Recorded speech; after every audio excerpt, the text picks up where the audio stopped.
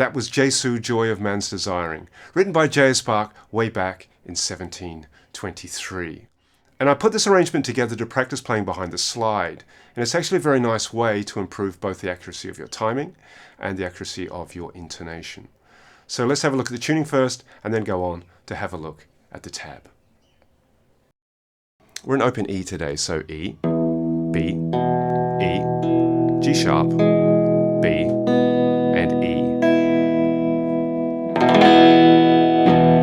Open E. Now the song was actually originally written by Bach in G major, so if you'd like to play in the original key, it'll simply be a matter of pushing everything from the 12th fret, we're centered around the 12th fret, to the 15th fret, which will be sort of E, F, F sharp, G, right? We just push up to the 15th fret, and I will put a tab up actually on the website that you can use, and it'll be essentially the same, but everything will be up 3 semitones. And as well, if you're tuned to open D, I'm going to put a backing track in D as well, so you'll be able to use this tab we're looking at in this video, but it'll sound, the backing track will sound in D, just to give you the option if you've got a guitar that you prefer to play in open D. Either one works, but today we're playing in open E. Okay, let's have a look at the tab. So the piece is going to be centered around the 12th fret. Obviously we're in E. The piece is in E, so this is going to be our kind of our root position up here. A note on rhythm, we're in 9/8, peculiar and mysterious 9/8. So we're going to be counting in nines. 1, 2, 3, 4, 5, 6, 7, 8, 9. 1, 2, 3, 4, 5, 6. Very, very predictable. Very nice to play in this time signature actually. A little bit unusual. And we don't play on the first beat, so we've got to rest on the first beat. So it'll be 1 dun dun dun dun dun. Apart from that, everything fine. And we're going to be playing here our first note 12 on the 4th string with the slide, and then we're going to be playing our first behind the slide note, which is going to be the 10th fret on the 3rd string. Now my action is not high. Sort of medium height, but I do have flats on that give you a little bit more string tension, I think. So, but even so, I'm not moving my slide to play behind the slide. If you have to lift your slide when you play that, you might want to think about just raising the action just a touch. So you can, obviously you're just gently resting the slide to play this note, right? We don't dig in with the slide. So you're gently resting on the string, so you should be able to hear that and sound that note there without having to lift the slide.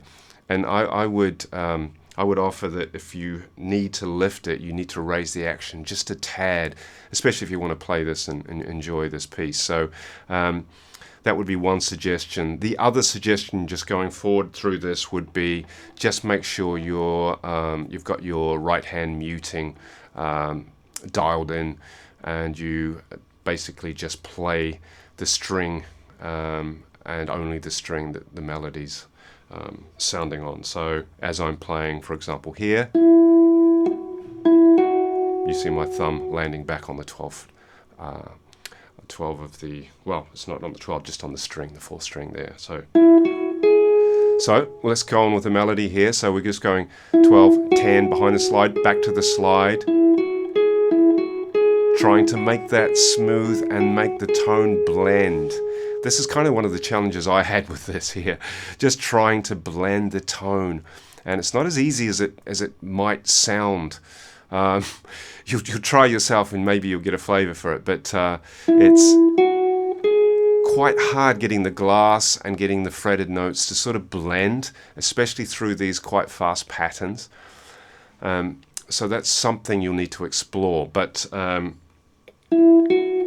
after that, we're going to 12, obviously resting the first finger there.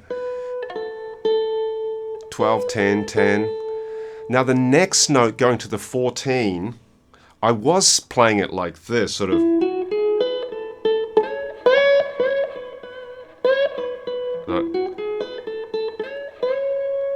sort of slide, in the blues way, like that's how you play slide, right? But actually it doesn't really work for this song, unfortunately. So I found listening back that it sounded a bit crap in context. So basically I needed to just land that 14 more like a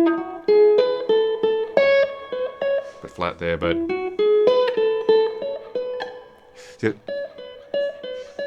so basically practicing just landing that 14, it makes it sound cleaner and better. You can experiment with what your ear prefers, but for me that was the way to play that. And then from there we're into bar 2, which is going up to, now here, this one I did have to lift the slide off. I don't know if it's just how I'm set up here. Perhaps it is, I'm not sure. You might be able to get away without it, but I needed to lift for that. And then we just simply move down those strings on the 12th fret. So it's basically, I did start playing it like, which you could try as well, but again, it just sounds a bit messy when you slide around. So, and then we're going back to 10. This is behind the slide on the 10, and then 10 on the second string, 12, then we're going to 14, and we're landing that 14 again, right?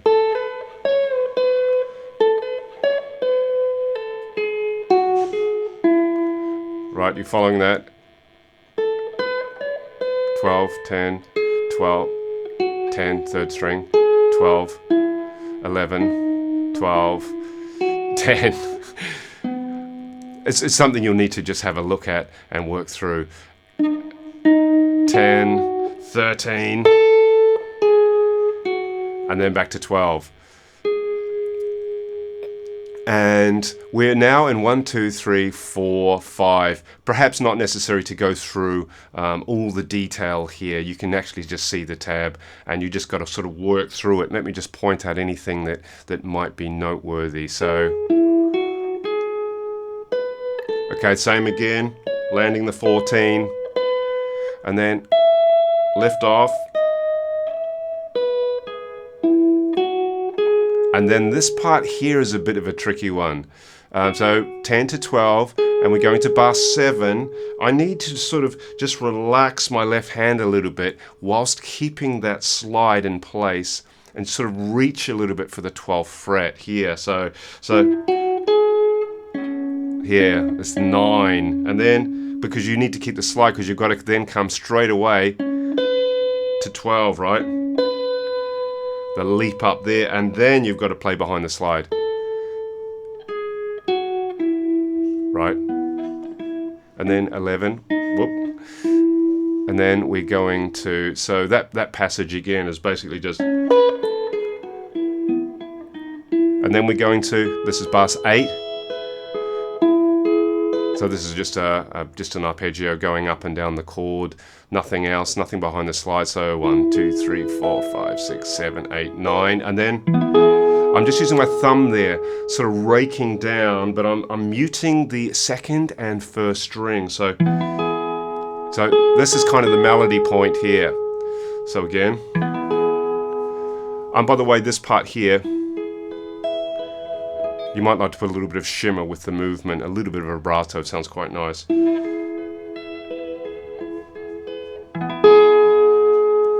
then we're going down to here, the 5s, basically it's your 4 chord, 5 chord, A to B, oh sorry, not A to B, where are we? Yeah, A to B. And then we're going to 5 on the second and fourth string. We're sort of plucking this out because the harmony is slightly different. And then we're going back to the 7, then we're back to 5, and then 5, we're going to the 7, but again on the second and fourth string. And then we play behind the slide, which is our root chord in 1C basically, if you've seen the triad video. So 7, 8, and then 9 with the slide. And then we're going to which I'd like to do a huge bar chord, I mean a big power chord, stadium chord there, but you've got no time, so it's just basically, because you've got to get back to the 7 on the 4. And then we're going to 10. Here, so 10, 9, this is second string, 10, 7, all up 7, 10 again, and that is 10 on the 3rd string, and then we're back, right? Then we're back on the, and then it's basically a repeat of the,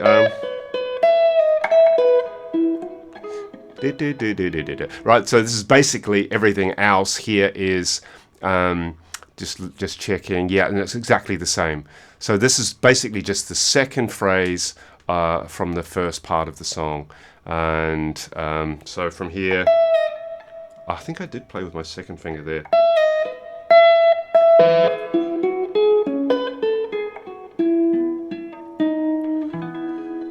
And then we just basically play a chord at the end. That is it. And this will challenge you in terms of accuracy and the blending of tone between fretted and basically the slide in a good way. It'll especially if you record yourself and then listen to what you've done back. I mean, when I started this, and I mean, I do love the song. I've been playing it for months. You just pick up the guitar and I just play it. You know, I find it beautiful to play, and it's one of those select group of kind of perfect music for me. This particular song, so it will sort of bring out some. If you do record yourself and listen back, it will bring out some stuff that you weren't expecting to hear. Just when I did it, it sounded very, very messy, and I tried to tighten it up as best I could. I still don't really have it that good, but I'm doing my best with it, and encourage you to do the same. There's a lot to learn, guys. So that's all today. Hope you enjoyed it, and as always, thanks for watching, and I will see you on the next one. Thanks very much, guys.